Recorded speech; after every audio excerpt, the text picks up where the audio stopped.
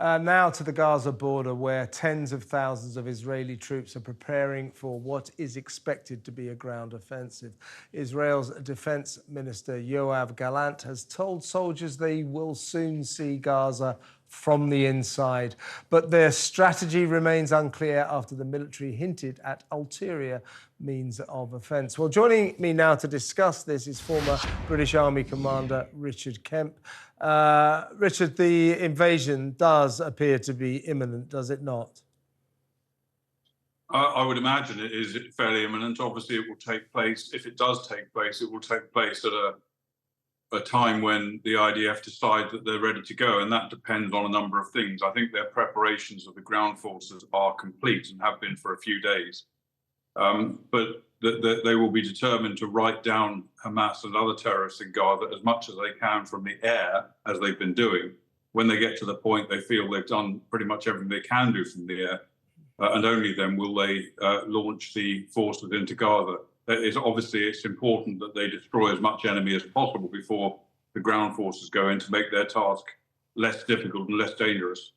Nevertheless, that task will be difficult and dangerous, won't it? And Benjamin Netanyahu, the Israeli Prime Minister, has warned of a long and difficult war. You're a military man. Try to explain to us what the problems are when an army invades a city, fighting in the city, combat in the city. It is the most difficult of terrains, is it not, for an army? It is the most difficult terrain to fight in, you're absolutely right there. And it's also the terrain in which both sides, but particularly an attacking force, is going to sustain the greatest number of casualties. So unfortunately, we can expect to see, as well as a lot of Hamas killed, we're going to probably see some fairly significant Israeli casualties. But the way that the army has to work is, first of all, to achieve surprise, to come at a problem in a way that's unexpected, quite difficult inside Gaza. Although I've no doubt whatsoever that the IDF has got a number of tricks up their sleeves to achieve some kind of surprise. And when they're fighting, one of the things they rely on most of all is engineers, combat engineers, because they'll be fighting from building to building, some of which have already been destroyed, but they'll be fighting from some intact buildings. And when they do that, they don't want to come from an obvious direction. They don't want, for example, to go into a building through a door, which could well be booby-trapped. So they'll have engineers blowing holes in the walls of buildings to allow them to move from building to building in that way. They'll also predominantly be on their feet. An urban area is not an area that's healthy for tanks. There will be tanks there, and armoured personnel carriers will go in with them. But they have to be protected by infantry soldiers against the threat of short-range, handheld anti-tank missiles. So it's very largely an infantry war. Of course, the air support continues, and the airstrike will continue after the infantry, after the land forces continue assaulting. And that's two things. But firstly, to continue destroying Hamas, but also to give direct support to the troops on the ground, so that if they get, for example, attacked from a direction, then that attack can be dealt with by the air in some cases. And equally, when they're carrying out an attack on an enemy target, it can be softened up from the air. The same goes for artillery. They'll have armoured artillery assets with them moving into Gaza, and in some cases firing from outside Gaza, which will also give fire support to the infantry and armoured forces on the ground. Well, the essential mission, Richard, is, of course, to destroy Hamas, to annihilate them. The problem, as I understand it, is that, one moment a guy will be a Hamas warrior with a machine gun firing at the Israelis. When the Israelis advance, he'll put down the machine gun and shuffle down the street. He's a simple local grocer or something like that. This is the problem, is it not? You never quite know who your enemy is. It's one of the problems, yes. And the other problem is that Hamas also keep innocent civilians as human shields, and they will have some of the ones that remain inside Gaza, they will be using to shield them against attacks by the IDF. So you'll have a combination of terrorists that you can't really recognize unless he's shooting at you, and civilians. And because of that, quite a lot of civilians are unfortunately going to die in this operation. Israel does everything it can to try and avoid killing civilians in line with the laws of war. but it has to achieve its objective of destroying Hamas, and also, something that's often forgotten, it has to make sure the maximum number of its own soldiers stay alive. A soldier's life is worth no less than a civilian's life. And so the planning and the operations have to be carried out in a way that is going to minimize military deaths. And that's not just for humanity's purposes, it's also because every commander must preserve the maximum amount of combat power he has. In other words, he has to keep as many soldiers alive to carry on attacking, apart from any other consideration. The numbers of hostages seems to vary. We're not exactly sure, but at one point we were talking about 130 or so. Many of them, of course, kidnapped during that awful invasion the best part of 2 weeks ago by Hamas. We're now hearing the number of hostages could be as many as 200. I believe they're sort of kept in underground dungeons. And of course, I just said the mission is to destroy Hamas. The other aspect of the mission is to free and release the hostages. I mean, what chance do those people really have, Richard? I mean, will the Israeli army succeed in their mission to release these people, to get them to safety? Well, I'd like to hope so, but I think this is one of the most challenging aspects of the operation on the ground, and that is to destroy the enemy, but to try and rescue as many of the hostages as possible, bearing in mind, as you rightly say, they'll be no doubt kept in underground locations. They'll probably be dispersed in small groups or individually around the Gaza Strip, and they will have guns to their heads, because as soon as Hamas realize that, let's say, a rescue operation is unfolding, they will kill them before allowing them to be rescued. And when Hamas say that if they've already threatened, if Israel carries on attacking, if Israel attacks on the ground, they will kill the hostages. This is not an idle threat. It's something they will do, and they will have no qualms about doing it. The IDF have been making enormous efforts so far to try and locate where these hostages are, and that will continue as the operations unfold. But it is a very, very dangerous situation for those 200 plus Israeli hostages around the Gaza Strip. President Biden warned Israel not to make the mistakes, in his view, that America made after 9/11, of being consumed by rage and letting that be the impulse for what you do after these events. Now, you put me in my place the other day when I said, surely when the Israel army go in, they will be consumed by rage. Now, the point is, Hamas are a ragtag army of thugs with guns and bombs and missiles. They're not disciplined. But when the IDF go in, when the Israel army go in, you are confident they will be disciplined, they will not be consumed by rage, and that is the way their invasion will progress.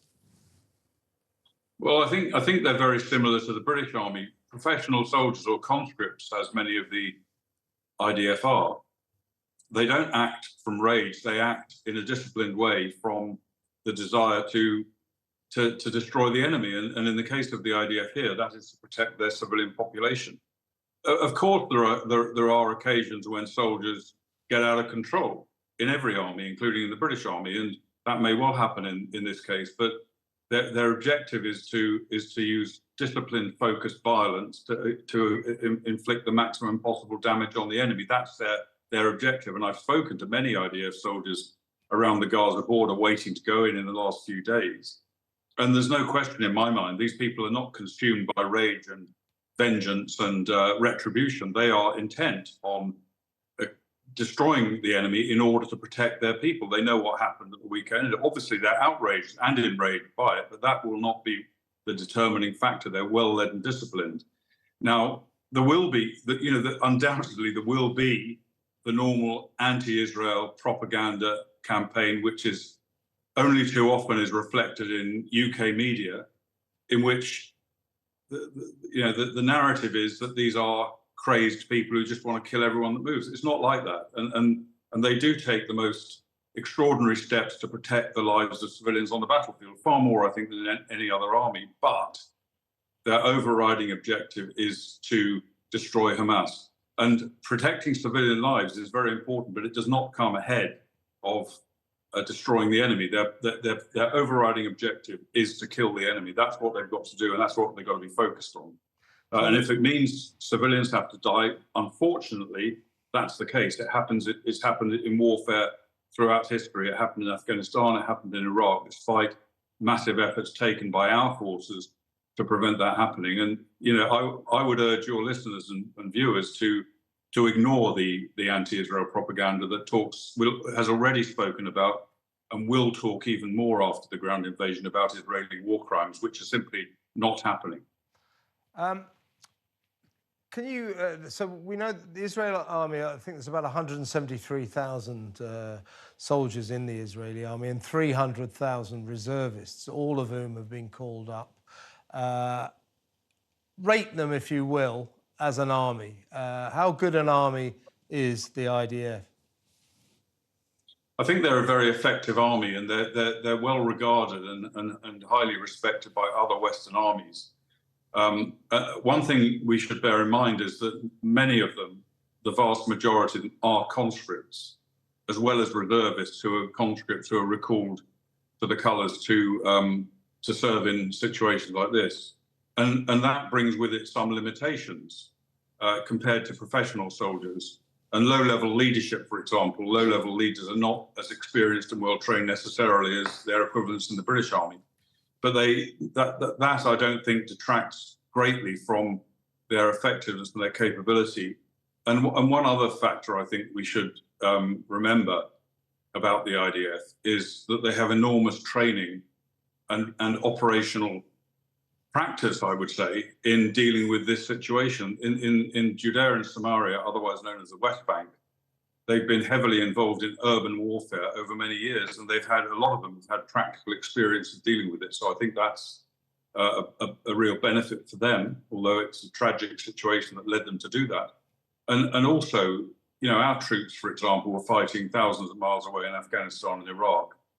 Not since the Northern Ireland campaign have our troops fought so close to home as the IDF are. The IDF are fighting right a few miles away, or less in some cases, from the nearest Israeli communities.